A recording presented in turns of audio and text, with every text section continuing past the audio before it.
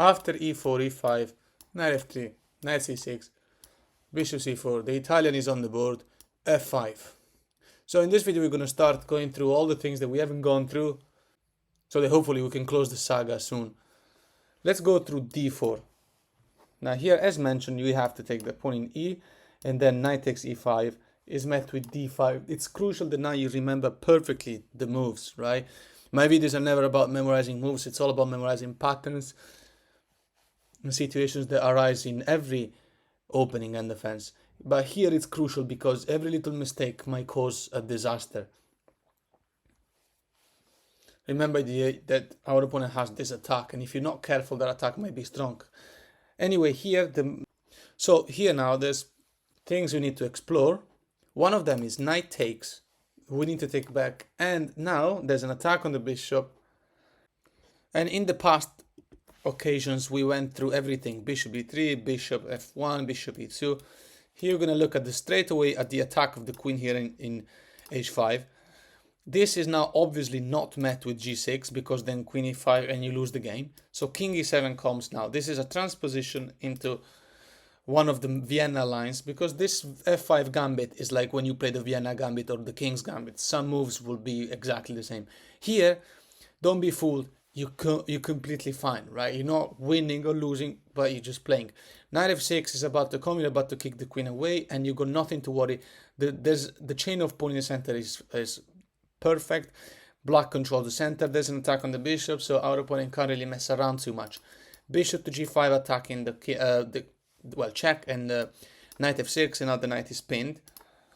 And now the white player will have to save the bishop. Now, we talked about in the past how bishop b3 is a completely useless place to put the bishop. Even if white will play c4 at some point, the bishop here is just ineffective. So let's go through bishop e2. Now we keep developing. Bishop e7, bishop e6, castle, king to d7. We have built this house where our king is completely safe, so the queen will have to move. And now h6. Black has an advantage.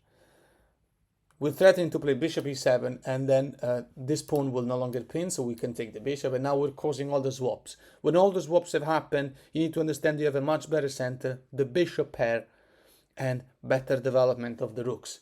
Position is evaluated like -2 at that point. Let me show you.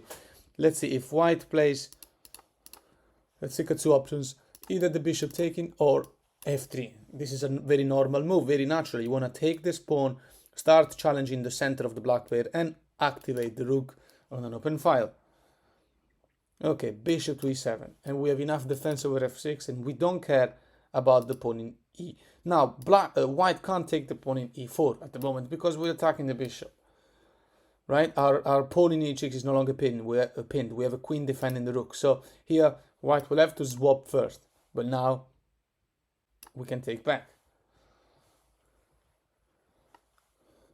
And now our opponent doesn't get to open the file of the rook. I mean, actually, yes, he does if he wants to, but it doesn't have to destroy a pawn structure, because if pawn takes and pawn takes back, we have this double isolated pawn, and this pawn here, it doesn't look very strong.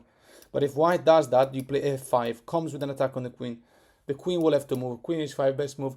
But now you can recapture with the f-pawn. Your king is extremely safe. You might not think like, but think about it for a second. Wouldn't you agree that this king is safe? Okay, well, let's say if our opponent tries to dismantle the safety of our king and try to expose it. Bishop to g4, queen to g8, defending further.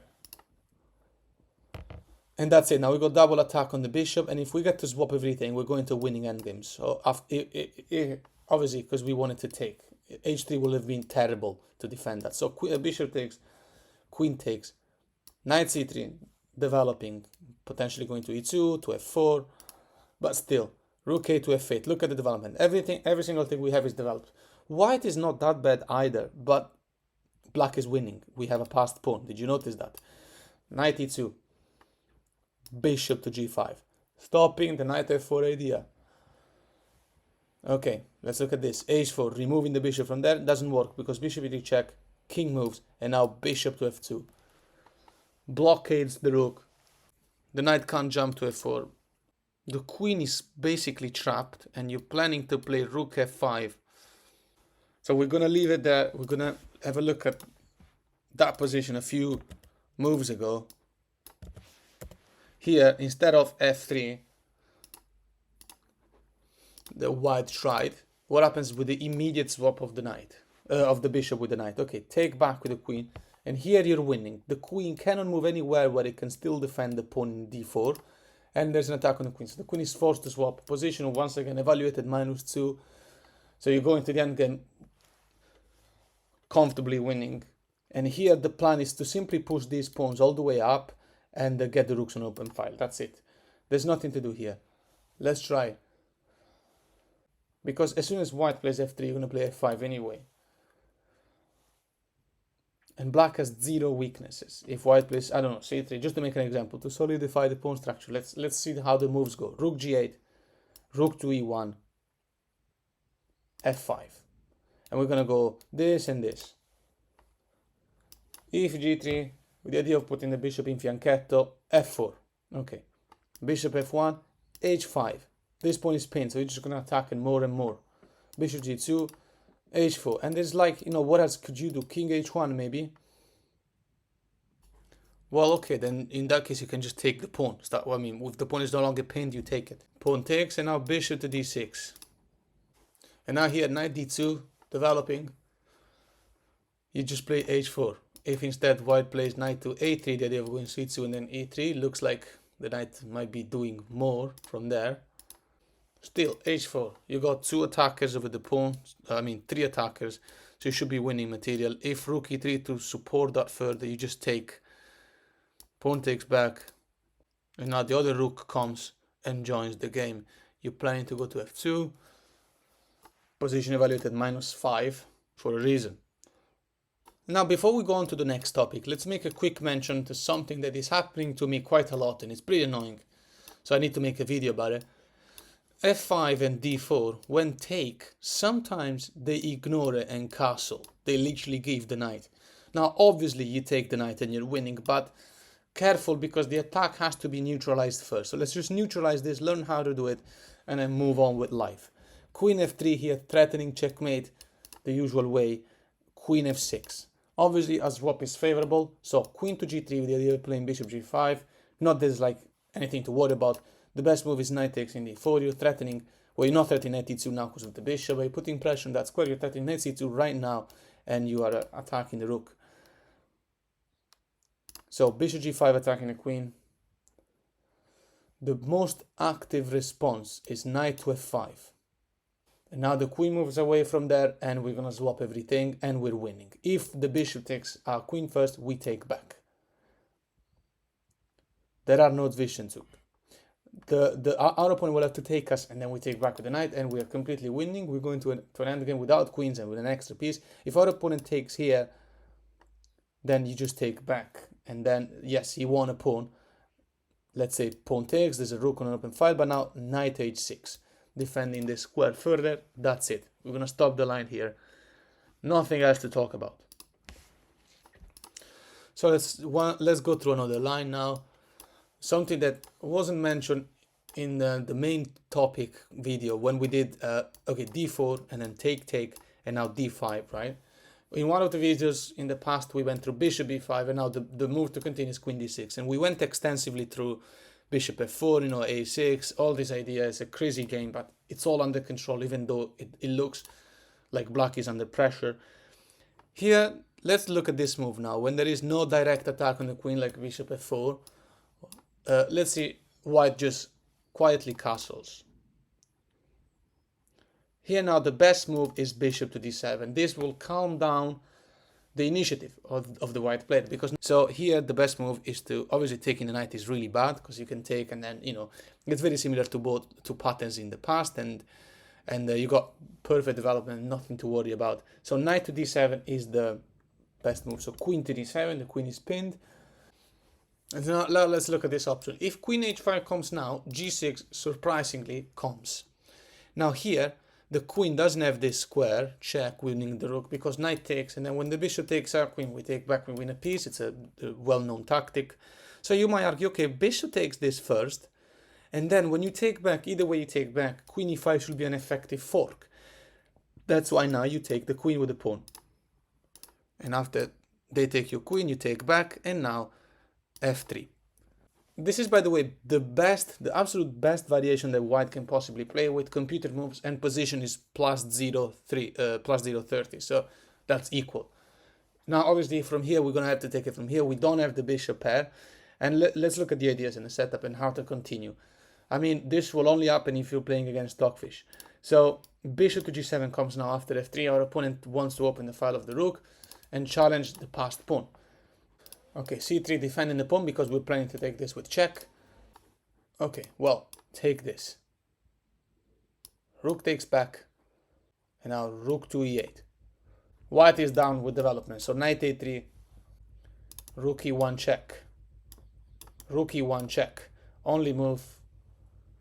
Well, actually, there's also king f2, but I don't see the point because then you can move the rook along and the bishop is pinned, and I don't see the point for that. So let's just go through rook e1, rook takes, king takes, knight f6. Okay, development now. Let's say bishop to f4, but the position is quite equal.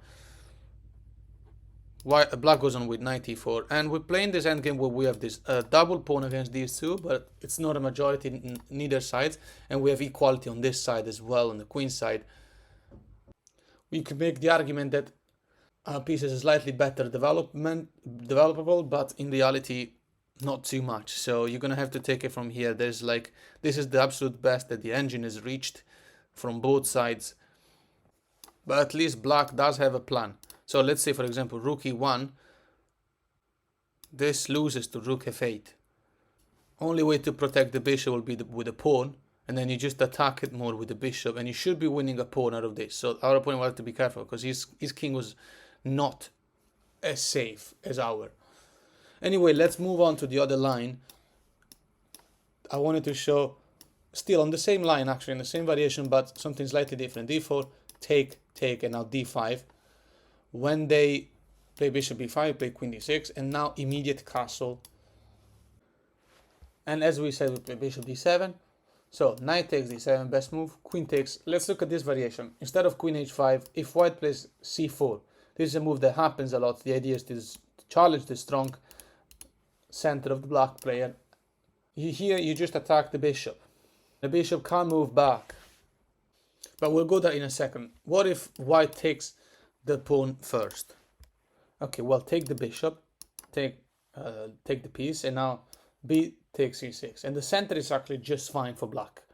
The rook's an open file. We're gonna have to castle as soon as possible. So queen e2, attacking this pawn, is met with queen to d4. Crazy enough, but because you can see it here, so now you don't have to worry about doing it, because you might worry about rook to d1 and quick development of our opponent. It's fine. Queen e5, knight to c3, more attack over that pawn. Knight f6, more defense.